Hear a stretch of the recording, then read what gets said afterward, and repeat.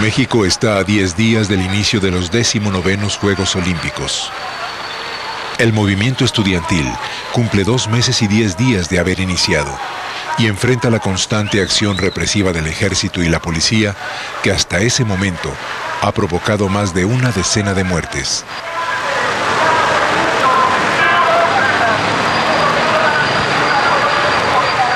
Desde la terraza del tercer piso del edificio Chihuahua, los oradores del Consejo Nacional de Huelga se dirigen a una multitud de cerca de 8,000 personas. Eduardo Cervantes estaba frente al edificio Chihuahua. Como 5 minutos o 10 minutos antes de que empezara la balacera, bajaron por esta escalera 6 u 8 personas, hombres todos, con unas pancartas. Se comentó que no parecían ser estudiantes, pero no se les prestó mayor atención.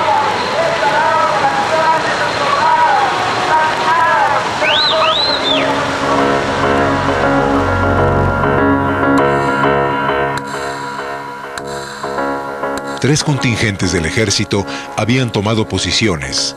El primero, en Manuel González e Insurgentes, formado por el primer batallón de paracaidistas, el segundo escuadrón blindado de reconocimiento y el primer batallón de infantería de guardias presidenciales. El segundo, en el Monumento a la Raza, compuesto por el 40 Batallón de Infantería, 2 compañías del 19 Batallón de la misma arma y un escuadrón blindado de reconocimiento. El tercero, en la Estación de Buenavista, con los batallones 43 y 44 de Infantería y un escuadrón blindado más. Los contingentes avanzarán hacia Tlatelolco por estas rutas. El general Crisóforo Mazón Pineda estaba al mando de esta operación denominada Galeana.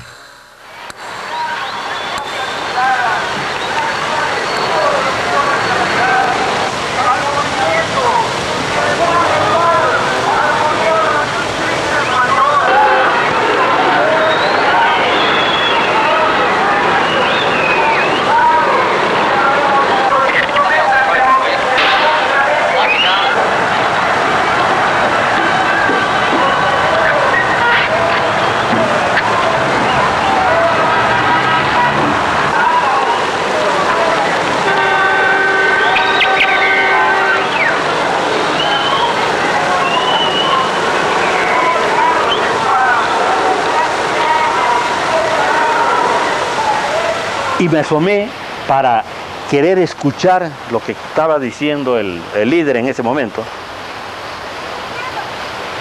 cuando de repente, frente a las torres de relaciones exteriores que tenemos aquí enfrente, vi salir una luz de bengala.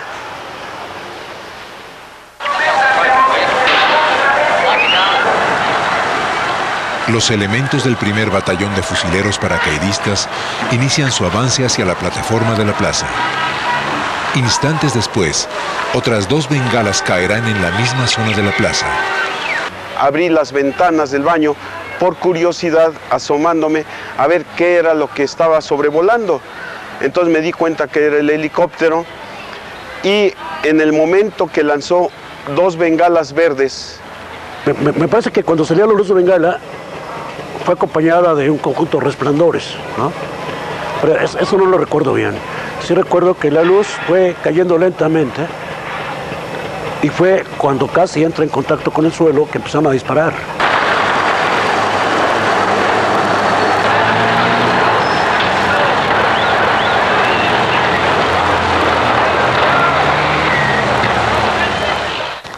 Corrían de un lado a otro en esta zona, pero no sabíamos por qué. Y entonces de repente comenzaron a sonar especie de balazos.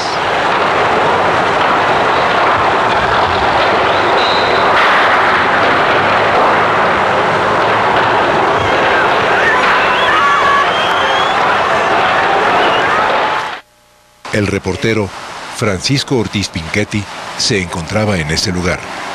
Se oye un ruido como un trueno, un aparato, quizá una tanqueta que entraba.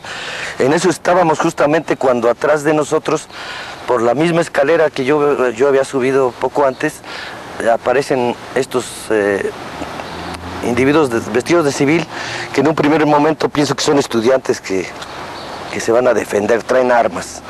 Pero inmediatamente nos empiezan a insultar y a ordenar que nos repleguemos hacia el fondo, a la pared donde están los elevadores, y ellos se quedan del lado de que da la terraza, dando la espalda inicialmente porque nos tienen encañonados. Es el momento en que yo veo a uno de ellos con una pistola escuadra que se voltea hacia la plaza y hace los primeros disparos. En la misma terraza se percibe un resplandor. Después, la llamarada de un disparo.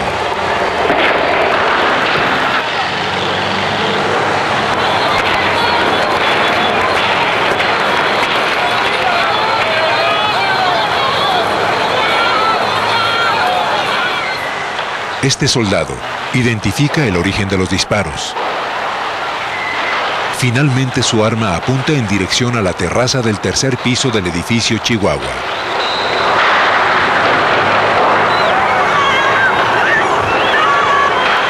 Entonces no existían estas rejas.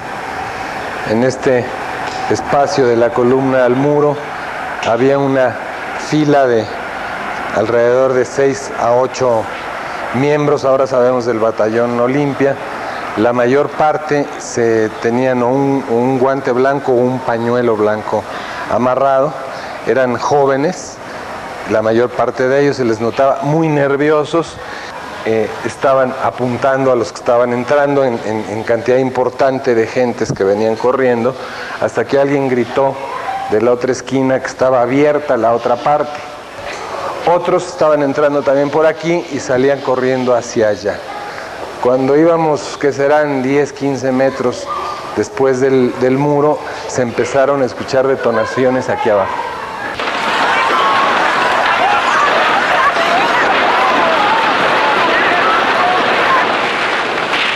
Un soldado protege con su cuerpo a un niño. Alguien cojea. Decenas de acciones simultáneas.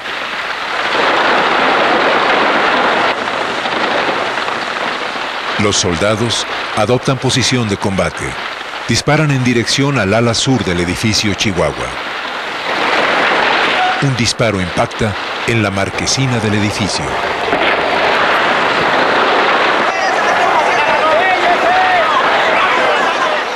Yo estaba parado exactamente ahí y por aquí corrían las gentes y hombres, mujeres, jóvenes. Cuando yo les gritaba, corran, aquí está abierta una ventana.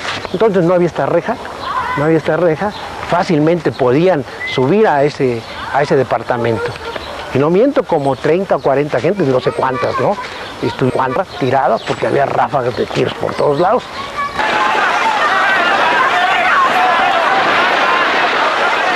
Ahí en el Querétaro había un muchacho recién casado que nos abrió la puerta para que pudiéramos entrar.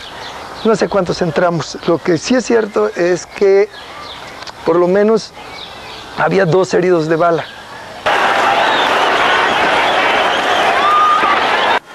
Yo alcanzo a ver gente que se retira de la plaza me quedaba a la izquierda de mi vista. Van corriendo, mucha gente, y veo gente caer, ¿no? Los soldados corren hacia el barandal del puente y empiezan a bajar.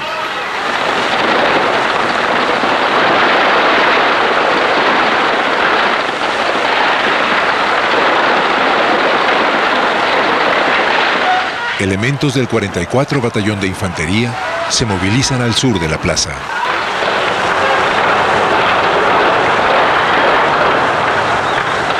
Cerca de los edificios Chamizal y Atizapán, el ejército rodea la zona. En el 8º piso del Atizapán vivía la familia Baliñas. Yo estaba ahí, digo de chiste, cuidado, y me tiro, y en eso yo veo volar vidrios. Al ver volar vidrios, veo que mi hermana, la que tenía 11 años, se levanta el vestido y le veo dos marcas negras, ¿no? Y dice, me dieron. ¿Quiénes dispararon? Los soldados. Los edificios Atizapán e Iste 11, ubicados a unos 200 metros de la plaza, son atacados. Las balas han provocado muertes en los edificios Molino del Rey, Revolución de 1910, 5 de febrero, Aguascalientes, San Luis Potosí, Tamaulipas, en la Torre de Relaciones Exteriores y en el Chihuahua. Los agrupamientos militares avanzan desde el poniente y desde el sur, forzando la huida de la mayoría de los manifestantes por el norte de la explanada.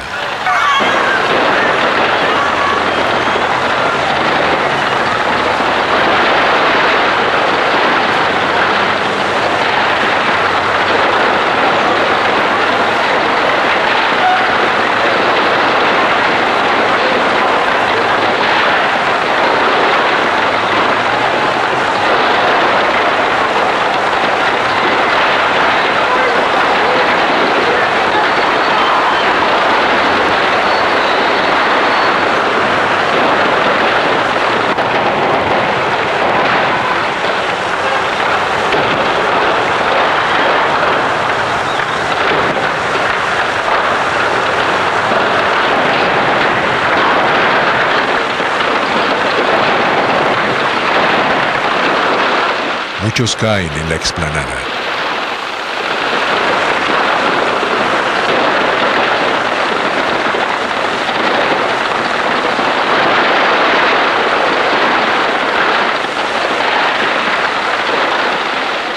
Y nomás veía cómo corrían para acá, corrían para allá. Y en la puerta de eso es lo que no perdono jamás. En la puerta de la iglesia se veía desde lejos, así el montón de... Haz de cuenta que lavaron ropa y la dejaron tanto en el suelo como en la puerta de la iglesia, el montón de colores. La iglesia cerró sus puertas desde el inicio del ataque. Decenas yacen en el suelo. Es imposible calcular cuántos han sido alcanzados por las balas.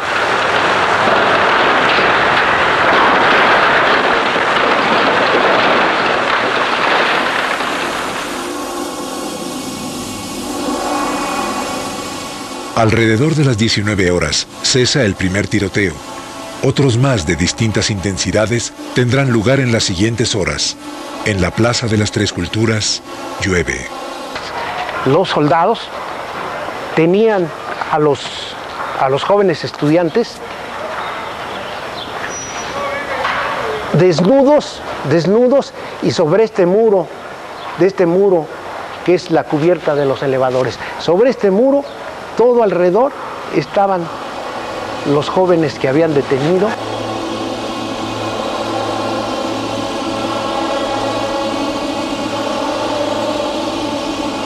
Empezaron a meterse los policías y los soldados a los edificios. Entonces, a mí me tocaron, abro y se meten 3 soldados. Dicen, nos vamos a llevar a los muchachos. ¿Y por qué? Porque son belicosos, que sabe que a ver dónde está una orden o algo para que se puedan detener. Si no están haciendo nada, están estudiando, están leyendo, y además no se quieren meter en líos. A nosotros nos vale. Entonces me meto a la cocina y saqué un sartén. Digo, ustedes se lo llevan y me llevan a mí también. ¿Y a usted por qué? Porque le voy a romper la mamá.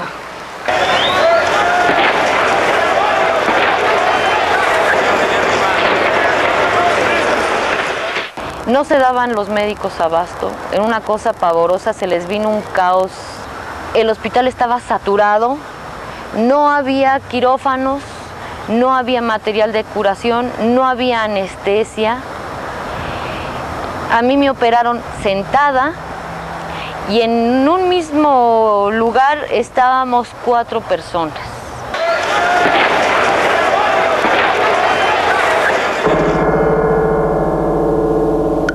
Hacia las 11 de la noche persisten los tiroteos aislados, principalmente al poniente de la plaza. Un departamento se incendia en el edificio Chihuahua. La batalla de Tlatelolco prácticamente ha concluido. Más de 2.000 detenidos son trasladados a diferentes lugares, la mayor parte de ellos al campo militar número 1. Pues nunca he visto cosa más tremenda y más horrible que el anfiteatro ese día de la tercera delegación. Vi no menos, más de 40 cadáveres, gentes, la mayor parte jóvenes de 18 o 20 años.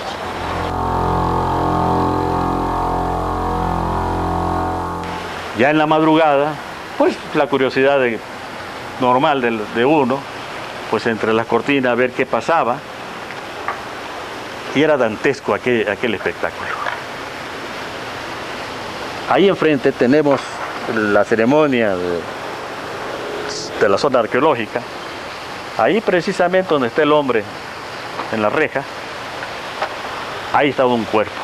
Me impactó mucho.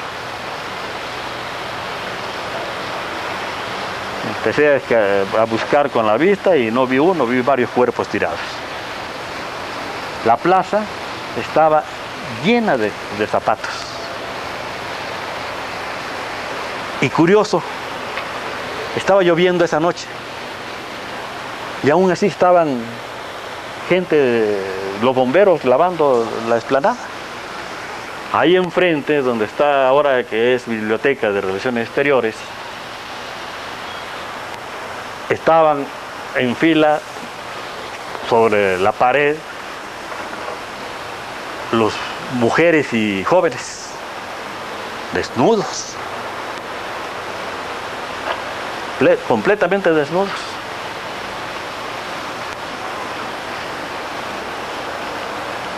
Y vi tanquetas y camiones del ejército y soldados levantando cuerpos. Y así como costal de papas, las aventaban al carro. No era uno ni dos, eran varios cuerpos.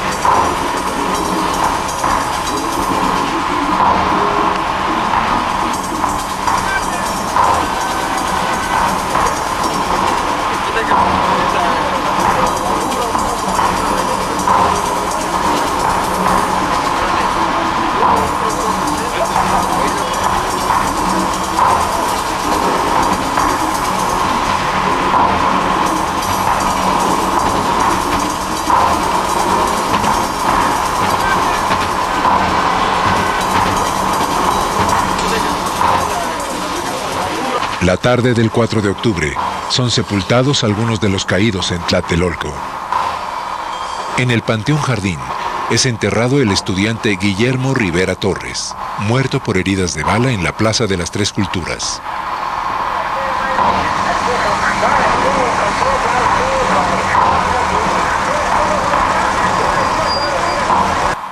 Días después, en fecha indeterminada, una manifestación encabezada por familiares de las víctimas concluye con un mitin frente a la Cámara de Diputados.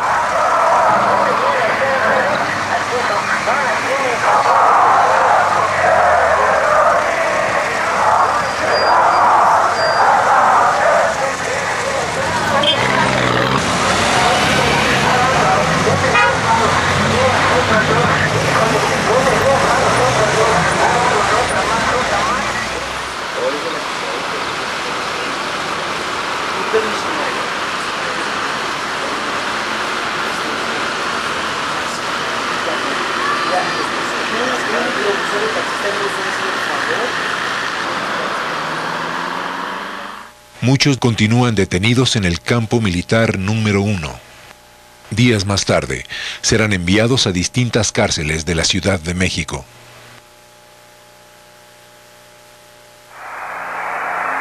La tropa permanece en Tlatelolco hasta el 9 de octubre. 3 días más tarde, dan inicio los 19º Juegos Olímpicos en la Ciudad de México.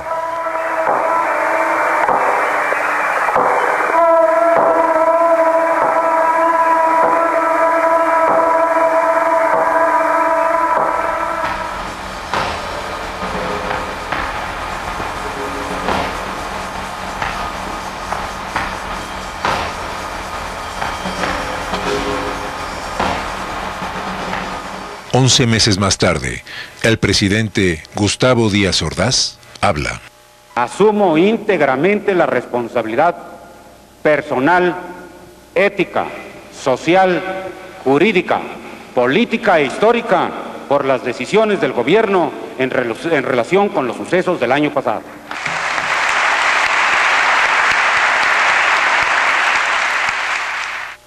En 1976, el exmandatario volvía al tema del 2 de octubre.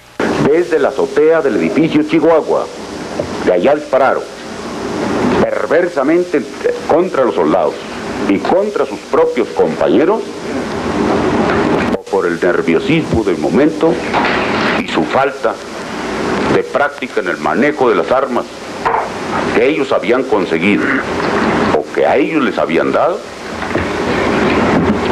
no pudieron controlar los disparos y no solamente hirieron y lesionaron a soldados, sino también a sus propios compañeros. Las claves de los sucesos del 2 de octubre están ocultas en decenas de episodios de un conflicto que durante más de 2 meses enfrentó al gobierno mexicano con una multitudinaria organización estudiantil. El 22 de julio de 1968, un pleito entre preparatorianos, violentamente reprimido por la policía, marcó el inicio del movimiento estudiantil, que tuvo como bandera la crítica al autoritarismo del gobierno. A una semana del inicio del conflicto, Luis Echeverría, secretario de Gobernación, solicitó la intervención de las Fuerzas Armadas para enfrentar a los inconformes y responsabilizó de los desórdenes a militantes de las Juventudes Comunistas.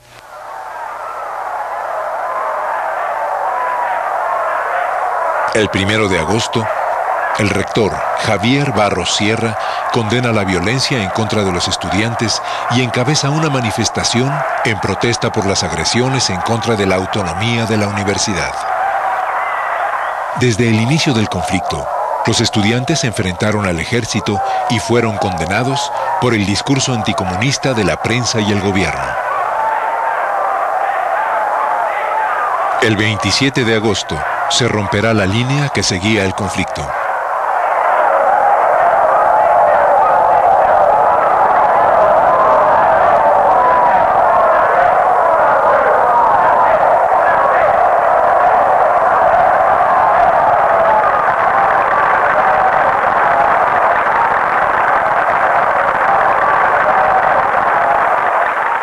Una enorme manifestación desemboca en el Zócalo.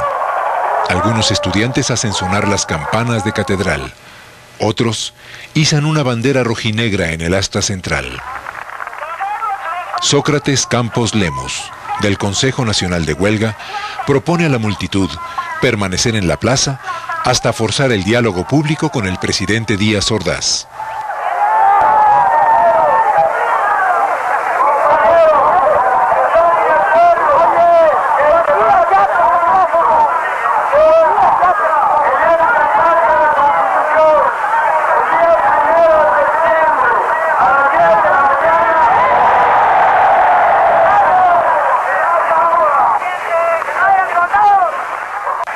$3,000 estudiantes permanecen en guardia. Durante la madrugada, son desalojados.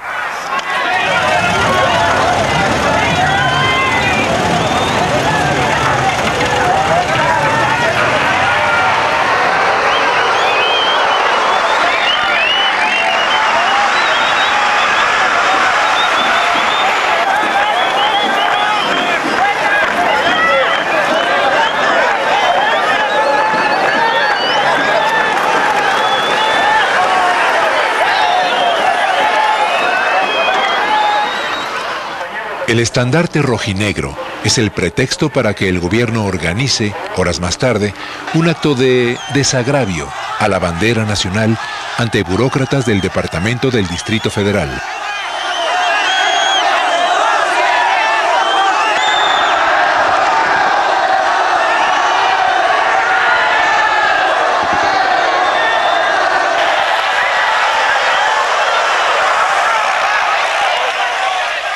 Un contingente estudiantil se agrupa.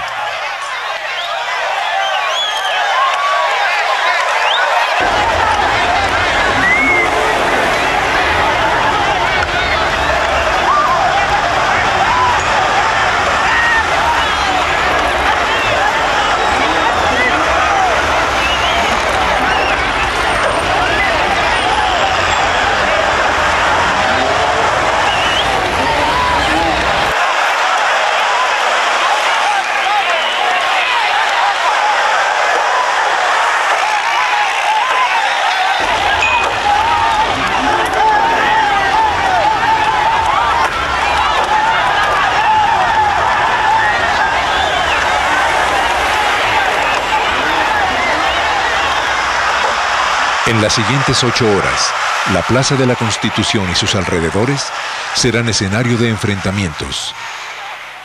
Durante ellos, francotiradores hacen fuego contra estudiantes y soldados desde el tercer piso del Hotel Majestic, desde los edificios ubicados en Madero número 67, en Madero y Palma, y desde algunos edificios de la Avenida Pino Suárez.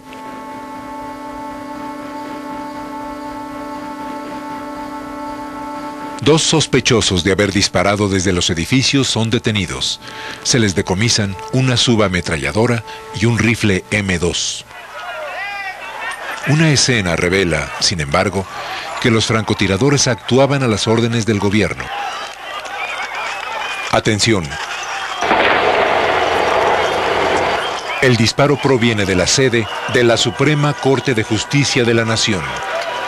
Es imposible que en este lugar se hubieran apostado francotiradores sin la autorización de funcionarios gubernamentales del más alto nivel. Tras los sucesos del 28 de agosto, se ocultan las claves de una provocación. Documentos oficiales aportan indicios de que Campos Lemus actuaba en coordinación con cuerpos de seguridad del Estado.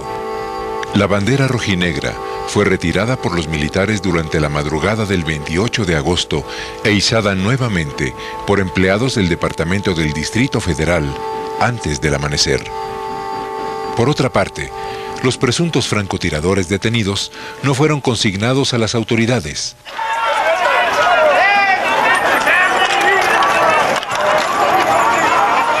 El 28 de agosto de 1968, una compleja estrategia represiva es aplicada contra el movimiento estudiantil. Ese mismo día, el embajador de los Estados Unidos en México, Fulton Freeman, envía un telegrama al Departamento de Estado de su gobierno. En él informa: el presidente Díaz Ordaz decidió que ha llegado el momento de poner punto final a los desórdenes estudiantiles. Él se mostró profundamente ofendido por la toma estudiantil de la catedral y por el izamiento de un estandarte rojinegro en el astabandera del Zócalo. Freeman informa asimismo que el conocido comunista Heberto Castillo será arrestado tan pronto salga del campus de la universidad. Precisamente, esa misma noche, Heberto Castillo, integrante de la coalición de maestros, logra escapar de una violenta tentativa de detención ilegal a las puertas de su casa. Los informes del embajador Freeman serán corroborados con nuevos hechos. El 29 y el 31 de agosto, estudiantes de la Vocacional 7 del Politécnico son atacados por individuos vestidos de civil. Se trata del primero de 10 asaltos armados que se realizarán contra vocacionales y preparatorias bajo el mismo patrón.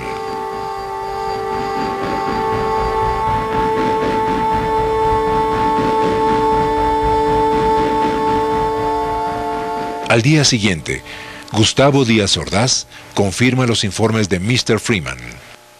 Hemos sido tolerantes hasta excesos criticados, pero todo tiene un límite y no podemos podemos permitir ya que se siga quebrantando irremisiblemente el orden jurídico como a los ojos de todo mundo ha venido sucediendo. El 18 de septiembre, el ejército ocupa Ciudad Universitaria y toma cientos de detenidos.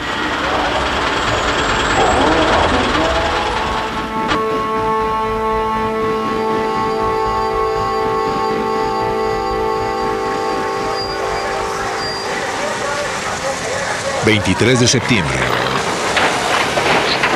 Tras un largo enfrentamiento, soldados y granaderos toman el casco de Santo Tomás del Politécnico.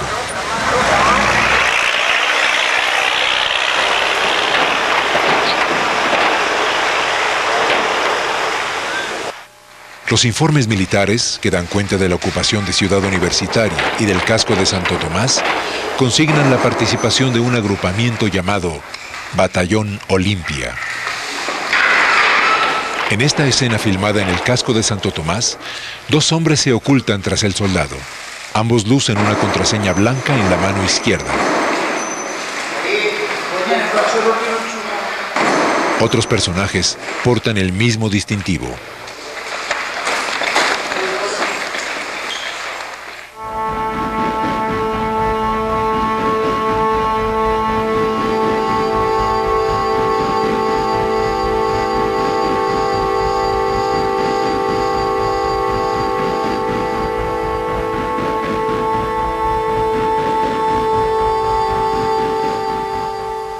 En la cafetería del plantel hay detenidos. A la derecha del cuadro, un personaje porta un arma larga y ostenta la contraseña blanca.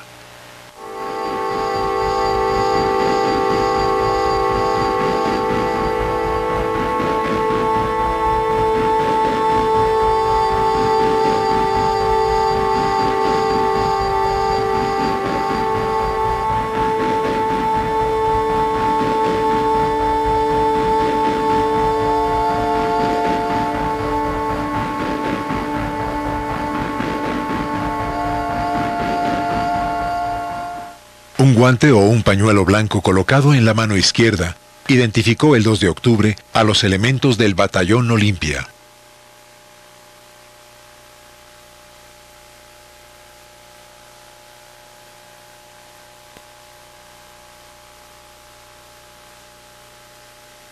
Las iniciales 1ZM significan Primera Zona Militar.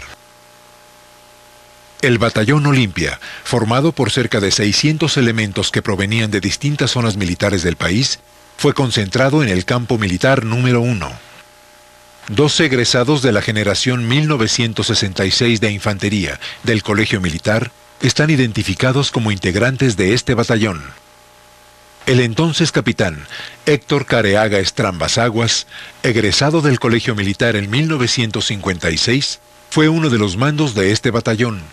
En el informe de la Operación Galeana, el general Masón Pineda no especifica la misión de este agrupamiento y lo menciona escuetamente como en reserva, sin hacer referencia a la no utilización del uniforme militar ni a la contraseña blanca.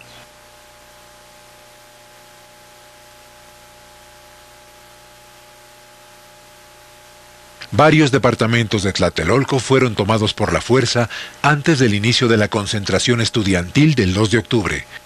Al menos 2 compañías del Batallón Olimpia se ocultaron en ellos con órdenes de detener a los dirigentes estudiantiles. Cuando el helicóptero dio la vuelta a esta altura, es cuando lanzó la luz de bengala. No sé qué le pasó a mi padrino, se asustó mucho, me dijo vámonos. Y el señor que estaba aquí, o muchacho, se enredó un pañuelo blanco y sacó una pistola y al señor que estaba enfrente casi de él, hacía quemarropa, le disparó aquí.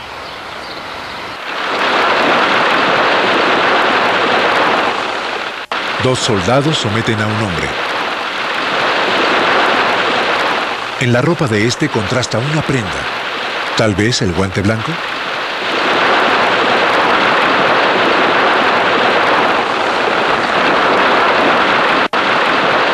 existen evidencias para concluir que hubo gran descoordinación inicial, tal vez provocada entre los militares vestidos de civil y los uniformados.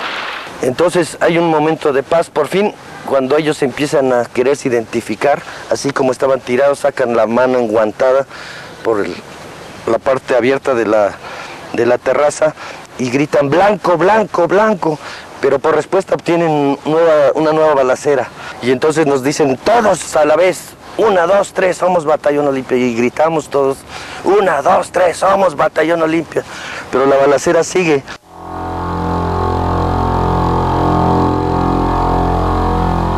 En el vértice suroeste de la plaza, 10 individuos que portan la contraseña son interceptados por soldados. Uno de los personajes se identifica. Las armas dejan de apuntar. Veamos nuevamente la acción.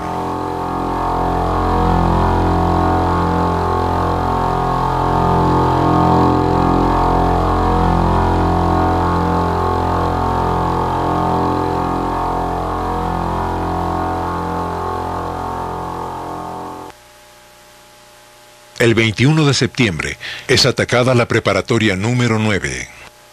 Todos los agresores portan la contraseña blanca en la mano izquierda.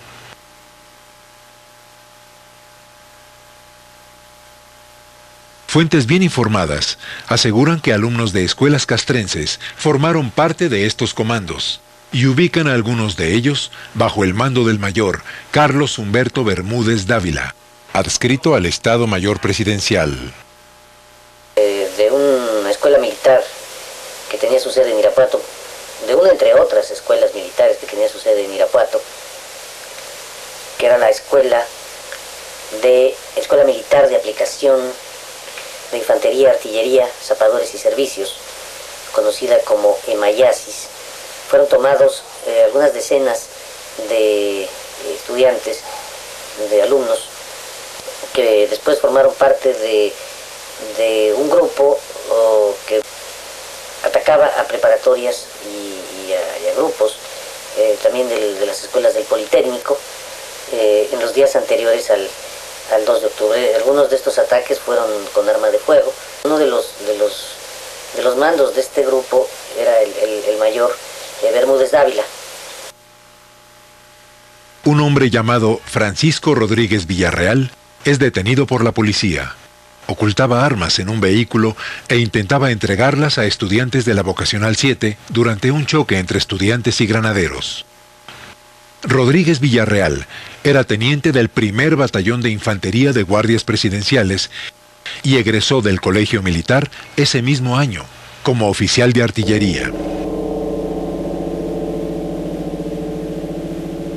5 días antes de los sucesos de Tlatelolco, 8 hombres son detenidos cuando transportaban armas y municiones dentro de esa unidad habitacional, luego de intentar identificarse como empleados de distintas dependencias oficiales. Los sospechosos fueron liberados. Hay sustento suficiente para afirmar que en 1968, desde el Estado Mayor Presidencial y desde altas esferas del gobierno, se auspició la operación de grupos clandestinos que ejercieron la violencia y perpetraron actos de provocación contra el movimiento estudiantil.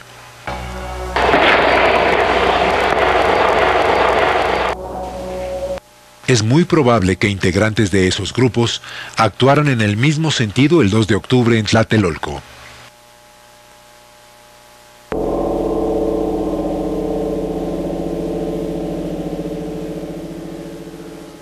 En cuanto las bengalas toquen el suelo, un arma será disparada desde esta ventana. Los disparos provienen del departamento 209, entrada C, del edificio Chihuahua.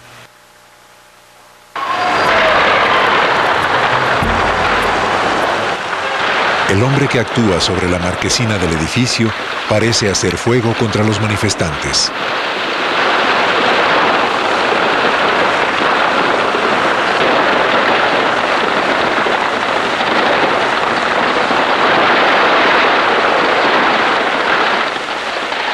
La película está cortada e impide seguir la acción. Instantes después, algunos manifestantes arrojan objetos hacia el lugar que ocupaba el tirador.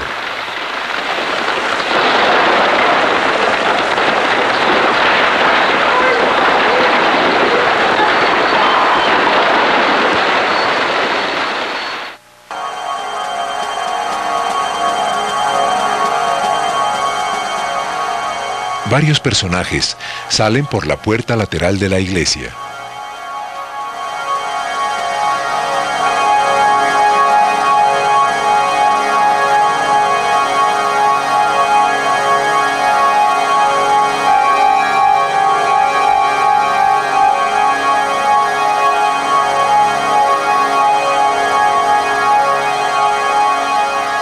Hay más movimiento en el vértice suroriente del convento.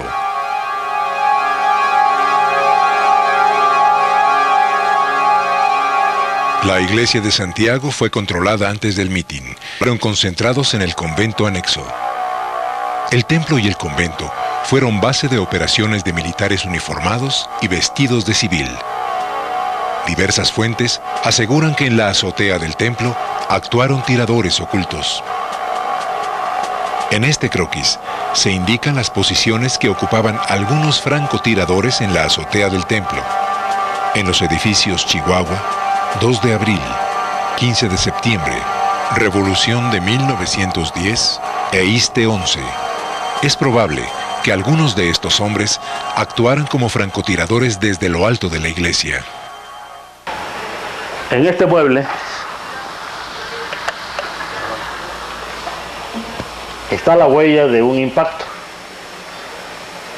Y aquí en la cocina permanece en el mismo lugar este refrigerador. Aquí se ve claramente el impacto. Las marcas corresponden a proyectiles cuyas trayectorias fueron horizontales. Tiradores ubicados en esta posición pudieron haber disparado contra el departamento ubicado en el 6º piso del edificio Chihuahua. El capitán Fernando Gutiérrez Barrios era jefe de la Dirección Federal de Seguridad.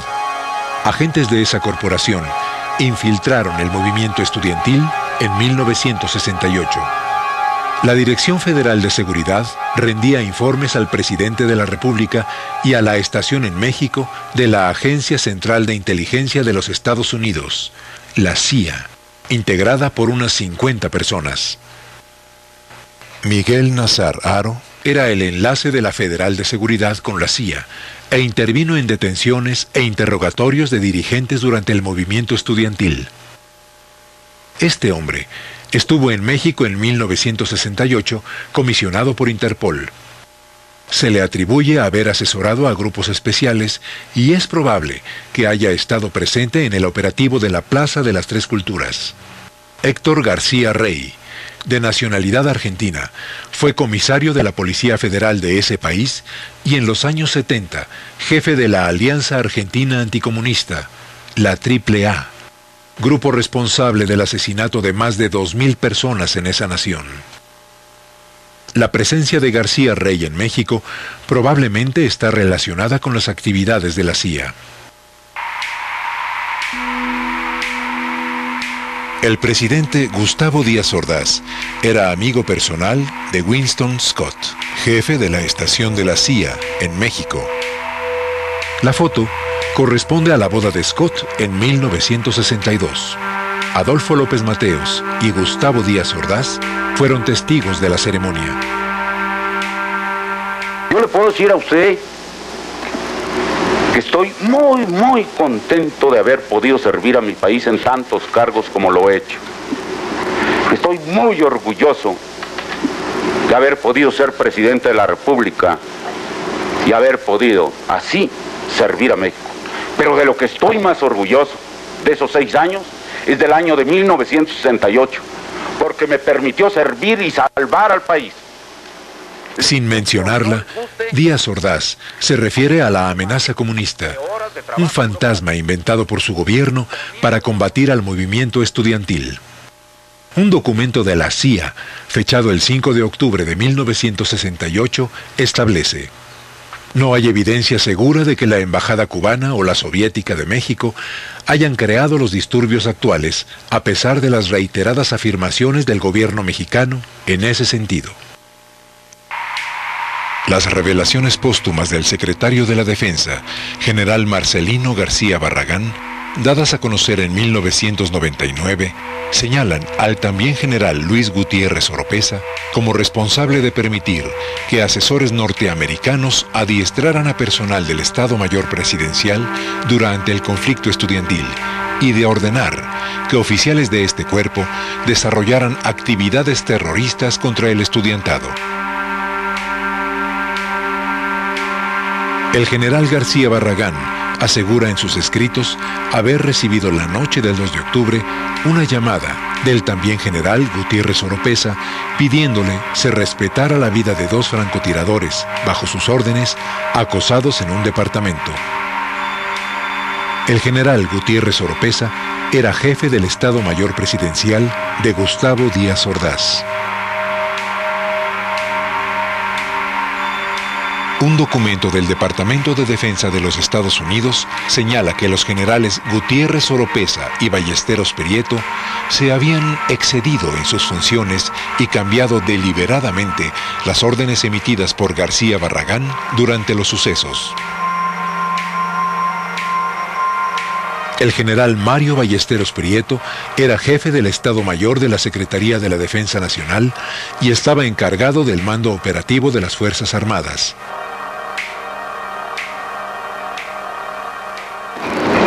Menciona centenares de muertos. Desgraciadamente hubo algunos, no centenares. Tengo entendido que pasaron de 30 y no llegaron a 40 entre soldados, alborotadores y curiosos.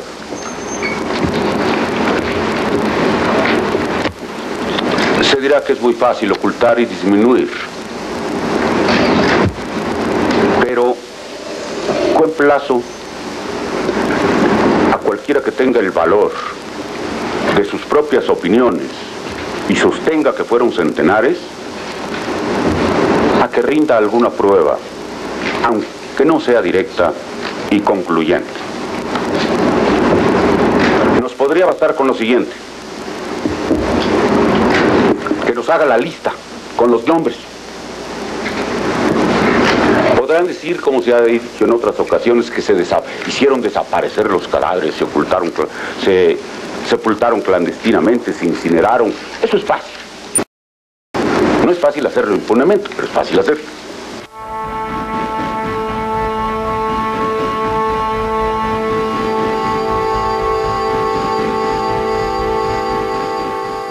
Díaz Ordaz volvía a mentir. Si bien es imposible determinar el número de víctimas por los sucesos del 2 de octubre, en un documento desclasificado del Departamento de Defensa de los Estados Unidos se lee: no pueden encontrarse cifras seguras sobre el número de bajas en la batalla del 2 de octubre. Los reportes recibidos hablan de una alta cifra de 350 muertos.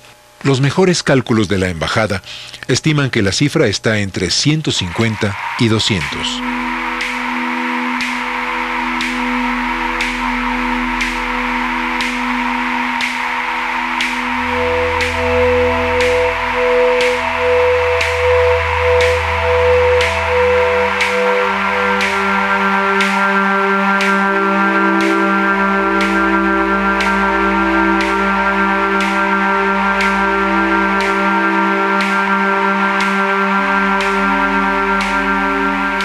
El general García Barragán, en 1971, caracterizó los sucesos del 2 de octubre como una traición militar.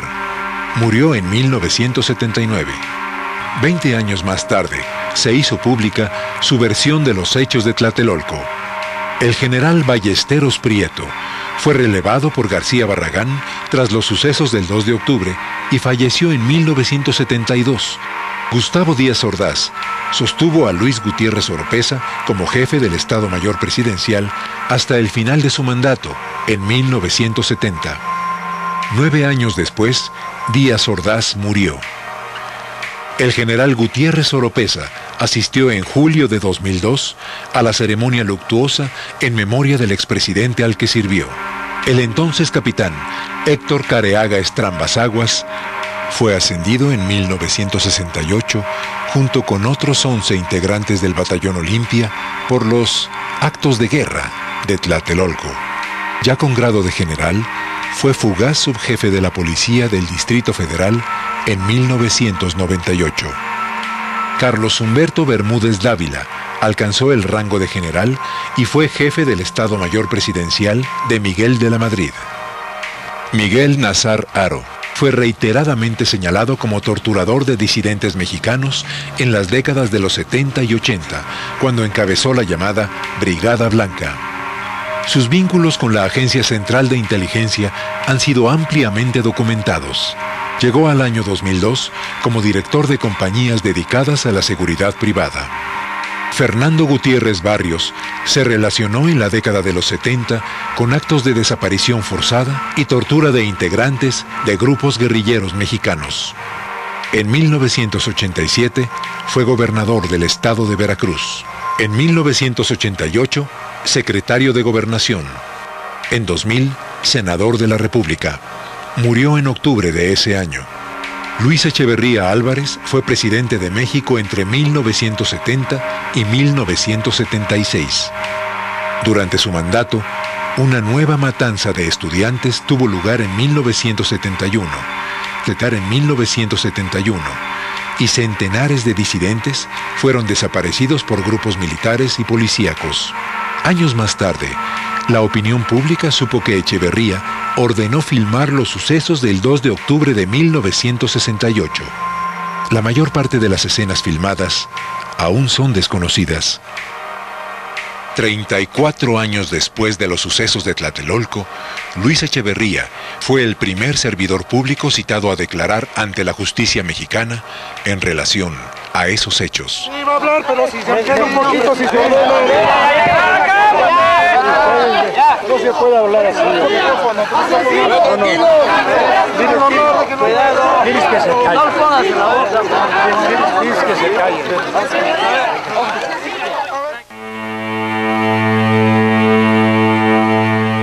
A más de 3 décadas de la masacre de Tlatelolco, la memoria es más fuerte que el olvido.